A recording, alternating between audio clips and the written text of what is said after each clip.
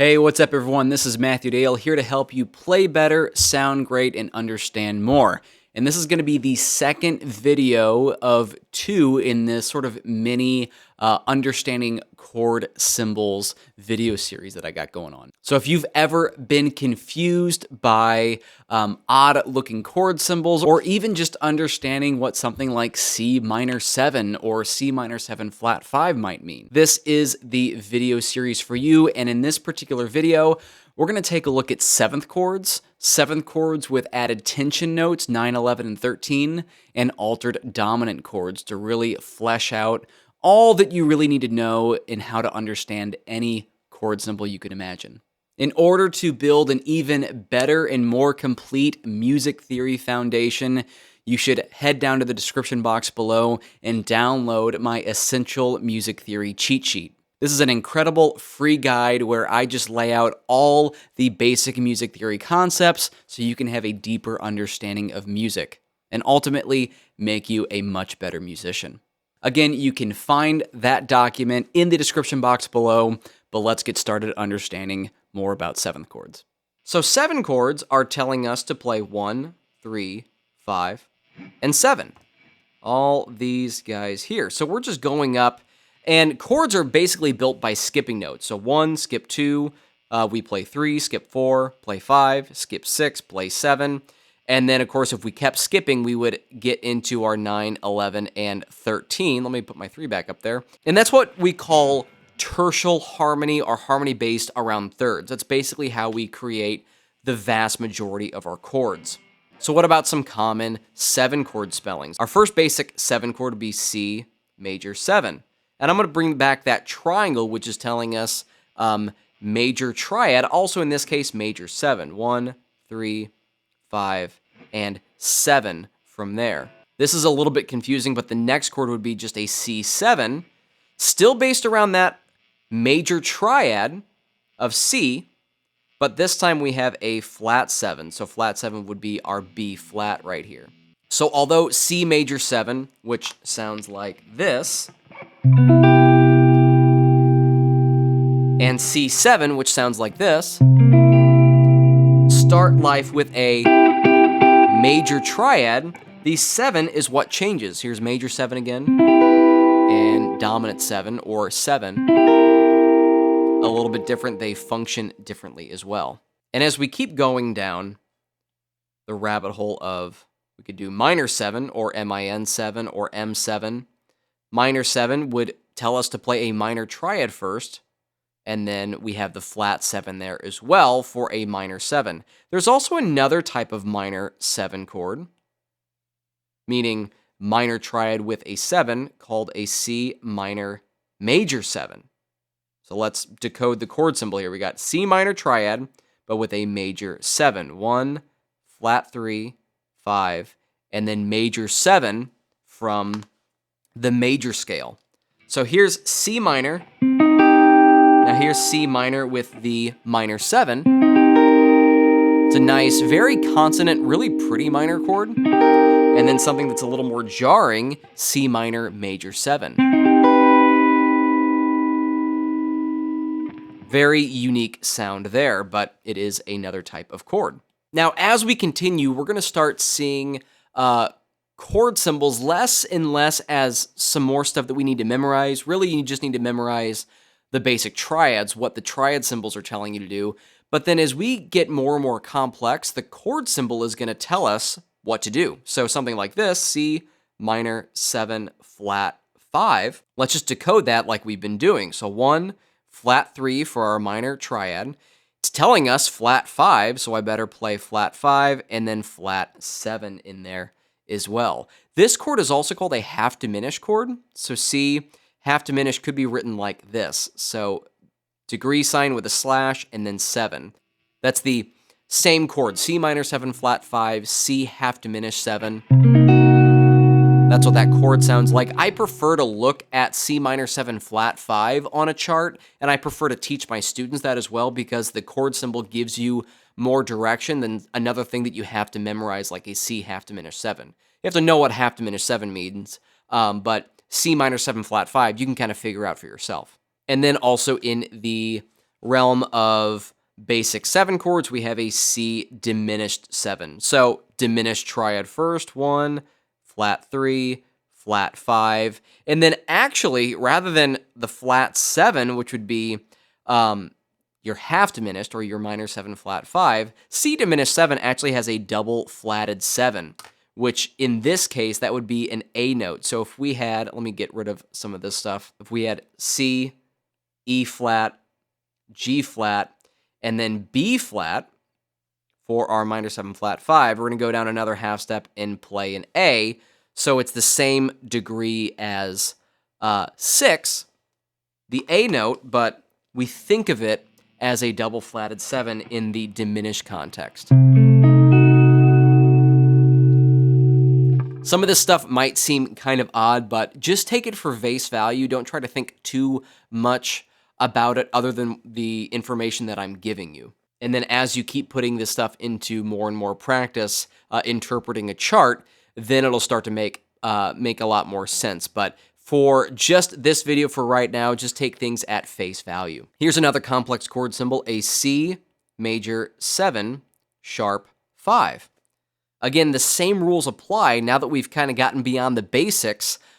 Interpreting this type of symbol, it's just telling us 1, 3, 5, 7, major 7, but then add a sharp 5 to it. See how easy that can be? That chord sounds like this. It's actually the third chord in a harmonic minor scale. Again, kind of a strange chord. As we get more and more advanced, the chords are going to start sounding kind of odd. Now, there is something unique to this as well. This is a difference in a piano player's mind and a guitar player's mind, but this could also be thought of as an E major triad. So there's a low E note on that with C in the bass. So a piano player, rather than read all of this stuff, might prefer to see E over C. E major triad with C in the bass. And again, back from earlier in this video, the thing that's on the right of the slash is the bass note. The thing that I really don't like about the E over C is functionally, you're kind of thinking of it in a little bit of a different light. You're thinking it more of an E chord, which again, it technically is, and then C is just in the bass. But when you look at the chord symbol C major 7 sharp 5, you're thinking it more of a C chord. But it's just semantics, it's just preference. Now, as we add tensions to 7 chords, we don't need an add anymore. We would just say something like C major 9. That's telling us to play a C major 7, 1, 3, 5, and 7, and then include the 9 in there. These major 9 chords are really pretty. They sound like this. Really pretty chord there. Same thing holds true for a C9. That's a C dominant 7 or a C7, 1, 3, 5, flat 7. Add the 9 to that. That's kind of our bluesy chord or our typical like funk chord or something. And we can keep going. C minor 9, C minor with a major 9. So that would be C, or 1, flat 3, 5, major 7 from the major scale, and the 9th on top of that. That's what I call the spy chord. It sounds like this. It's like every ending of some sort of like 60s spy movie. Those chords sound really cool at the end of songs. Again, it really all comes down to understanding what the chord symbol is trying to tell you. If we go on, we could have something like a C minor 11, which is going to be the minor triad C, E flat, G, B flat, and then the 11, which is F. This chord sounds like this. Now, typically, again, if we're going back and looking at this in a pretty exact way, this would be telling us traditionally play 1, flat 3, 5, flat 7, include the 9th, and then also include the 11th. Now, for guitar players and just for voicing in general, I would often leave this out because it's just easier to grab without worrying about the D note that would be in there. So when in doubt, just include the tension that you see in the chord symbol right there. But you could also play some other ones as well, like the 9. If you see something like the 13, same thing would kind of apply, but this is kind of weird with the minor chords.